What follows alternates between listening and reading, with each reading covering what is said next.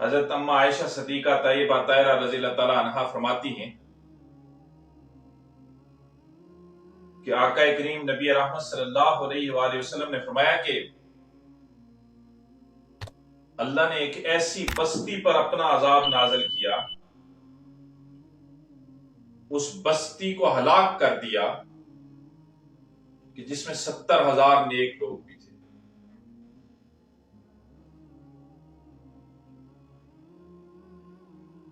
نیک لوگ 70,000 تھے، لیکن اللہ نے اس بستی کو ہلاک کر دیا، اس بستی پہ اپنا عذاب نازل کر دیا۔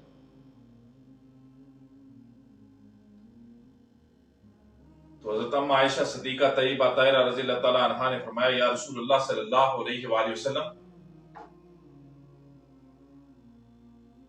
نیک لوگ تھے، اتنے زیادہ تھے، 70,000 کی تعداد تھی، پھر بھی اللہ نے عذاب نازل کیا، جبکہ اللہ تعالیٰ عذاب نازل نہیں کرتا اگر اس بستی میں ایک بھی نیک بندہ ہو تو یا رسول اللہ صلی اللہ علیہ وآلہ وسلم اس بستی پر عذاب نازل کیوں ہوا؟ تو آقا کریم نبی رحمت صلی اللہ علیہ وآلہ وسلم نے فرمایا کہ وہ 70,000 کی تعداد تھی جو نیک تھے، لیکن ان کی نیکی اپنے تائیں تھی، وہ نہ کسی کو برائی سے روکتے تھے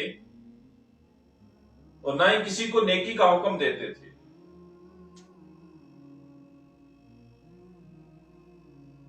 نیکی تو کرتے تھے لیکن دوسروں کو نیکی کی ترغیب نہیں دیتے تھے، اور نہ ہی برائی سے روکتے تھے، نہ ہی برائی سے رکنے کا کہتے تھے۔ میرے بھائیو ذرا غور کیجئے، اتنی بڑی تعداد نیک لوگوں کی، پھر بھی اللہ نے اس بستی کو تباہ کر دیا۔ آج ہمارا کیا حال ہے؟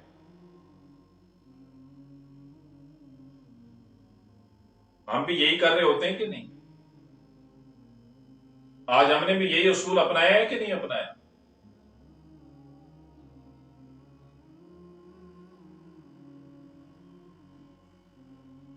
اور حضرت ایوب انصاری رضی اللہ تعالیٰ عنہ فرماتے ہیں، اب یہ جو حدیث بتانے لگا ہوں نا، یہ ذرا متوجہ ہو کے سنیے گا،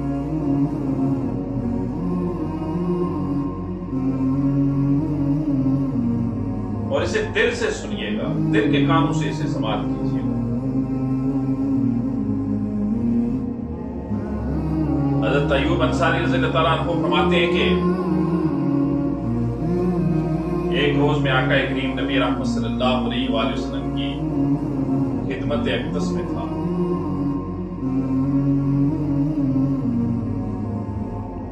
اتنے میں حضرت ابوبکر صدیق رضی اللہ تعالیٰ عنہ تشریف لائے۔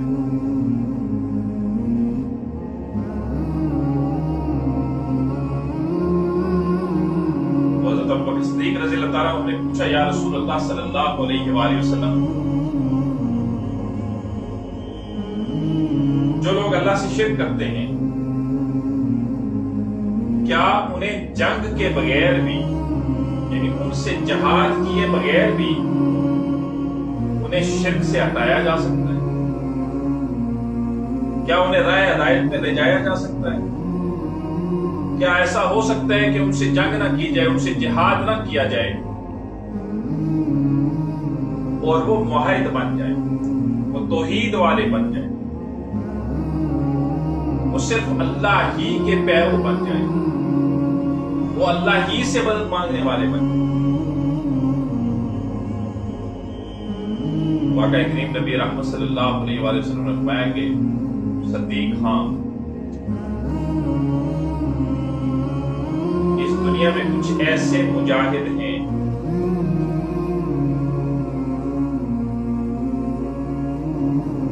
اس دنیا میں کچھ ایسے مجاہد ہیں جو زمین کے اوپر چلتے پھرتے ہیں۔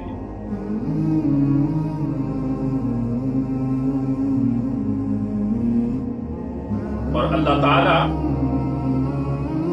آسمانوں پر فرشتوں میں ان کا ذکر کرتا ہے، پھر ان پہ نظر رحمت کرتا ہے، پھر ہر روز اس ایسے لوگوں کے لیے جنت کو مزین کیا جاتا ہے، جنت کو سجایا جاتا ہے۔ صدیق اکبر رضی اللہ تعالیٰ عنہ نے فرمایا یا رسول اللہ صلی اللہ علیہ وآلہ وسلم، یہ کون لوگ ہیں، یہ اتنے اچھے بختوں والے، یہ اتنے خوش قسمت لوگ کون ہیں؟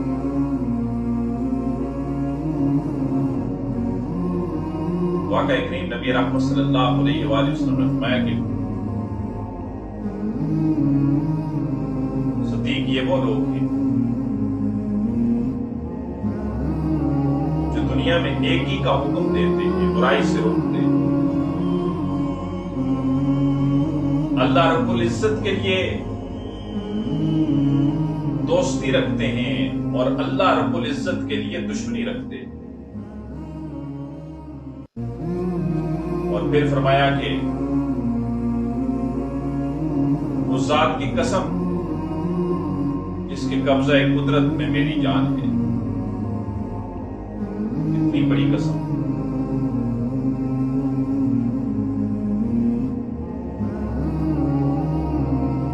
کہ صدیق ان لوگوں کا رتبہ قسم کھا کے فرمایا، ان لوگوں کا رتبہ، ان لوگوں کا مرتبہ، ان لوگوں کا مقام شہیدوں سے زیادہ ہو۔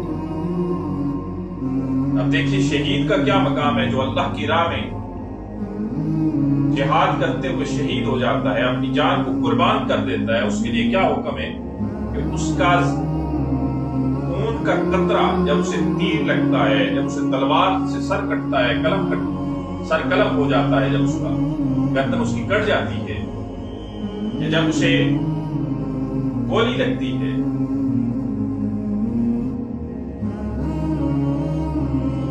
اللہ اسے اپنا دیدار کرواتا اور اسے اس وقت اتنا ہی درد ہوتا ہے جتنا اس کو چیونٹی نے کاٹا، اور اس کے یعنی شہید کے خون کا قطرہ زمین پہ نہیں گرتا،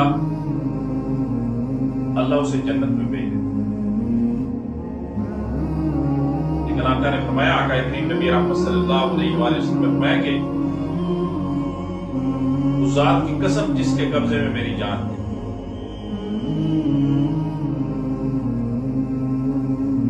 ایسے لوگوں کا مرتبہ شہیدوں سے بھی بلند ہوگا، جو نیکی کا حکم دیتے ہیں، جو برائی سے روکتے ہیں، جو محبت رکھتے ہیں تو اللہ کی رضا کے لیے اور دشمنی رکھتے ہیں تو اللہ کی رضا کے لیے، اور ان کے محلات یاقوت اور سبز زمرد سے بنے اور ایک دروازے سے دوسرے دروازے کا فاصلہ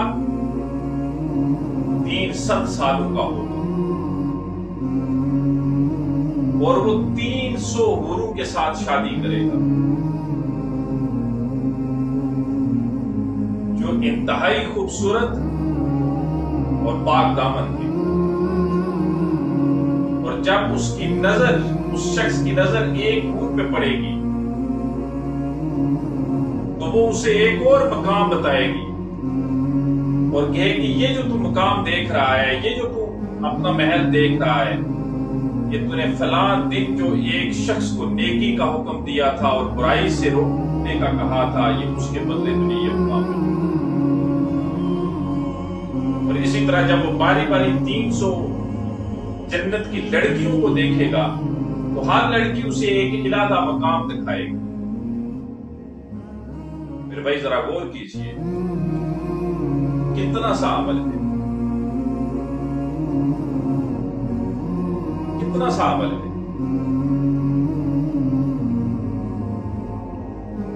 ہمارے نزدیک بڑا عام سا عمل ہے، کسی کو نیکی کا حکم دے دیا،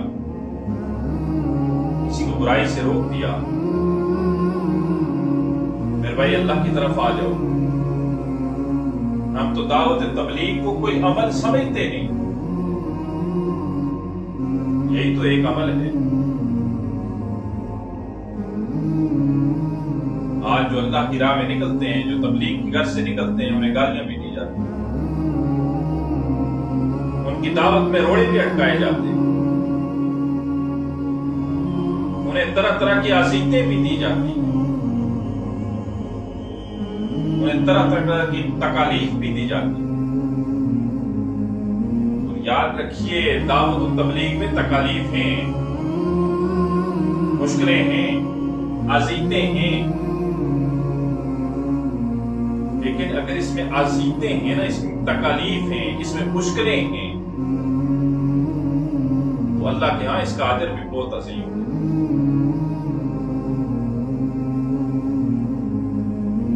یہ دعوت کا کام، اسے معمولی مت سمجھیے. یہ سنت انبیاء ہے، اور یہ اللہ کو یہ عمل بڑا پسند ہے. روایت میں آتا ہے نا کہ ایک روز حضرت موسیٰ علیہ السلام سے اللہ نے پوچھا کہ اے میرے کلیم، تو میرے لیے کون سا عمل کرتا؟ سوال کی گہرائی تک جائیے، سوال کی گہرائی کو دیکھیے. سوال کیا ہو رہا ہے موسیٰ علیہ السلام سے کہ اے کلیم، اے میرے موسیٰ، تو میرے لیے کون سا عمل کرتا؟ موسیٰ علیہ السلام فرماتے ہیں، یا اللہ، میں تیرے لیے نمازیں پڑھتا ہوں، تیرے حکم کے مطابق تیرے آگے سجدہ کرتا ہوں،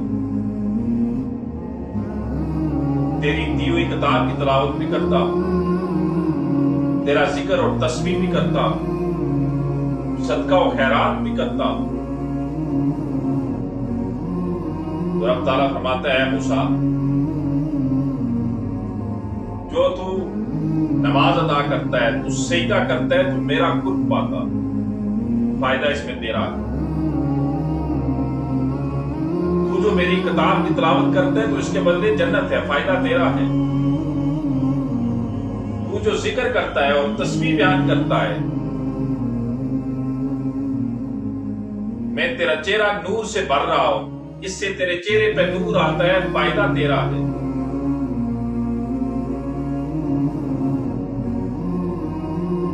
جو صدقہ و خیرات کرتا ہے،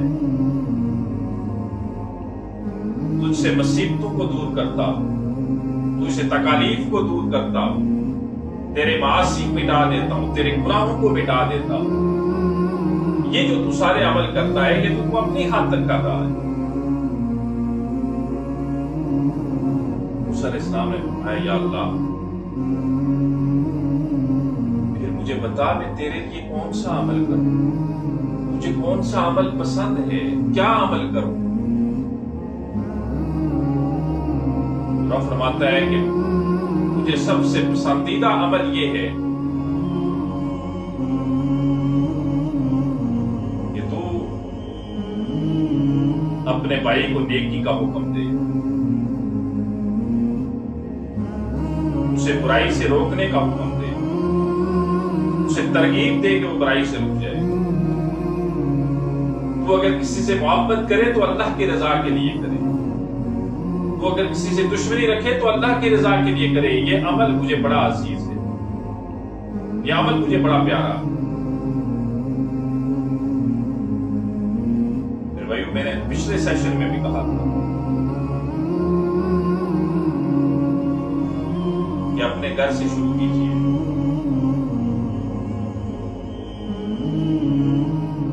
اپنے گھر سے شروع کیجیے، اپنے گھر میں دعوت دیجیے، اپنے گھر کو تبلیغ کیجیے.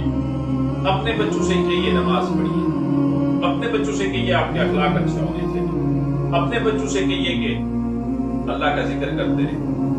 اپنے گھر سے شروع کریں.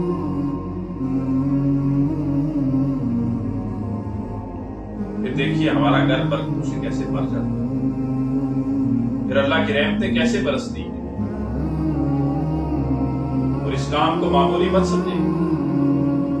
چاہیے تو یہ کہ ہم صرف اپنے گھر میں نہیں، ہم باہر بھی نکلیں، ہم اللہ کے دین کے لیے سفر بھی کریں، ہم اللہ اور اس کے رسول کی بات کرنے کے لیے اللہ اور اس کے رسول کے احکامات لوگوں تک پہنچانے کے لیے سفر کی صحبتیں اٹھائیں۔ لیکن ایسا اگر نہیں کر سکتے تو کم از کم اپنے گھر کو، اپنے عزیز و اقارب کو تو ہم کہہ سکتے ہیں کہ بھائی نماز کی طرف آ جاؤ۔ ایک ہی رائے نجات ہے نماز کی طرف۔ جھوٹ بولنا چھوڑیے، غیبت کرنا چھوڑیے، اللہ سے اپنا تعلق بنا لیجیے، اللہ سے اپنا رابطہ اور واسطہ قائم کیجیے۔ گھر میں تو کہہ سکتے ہیں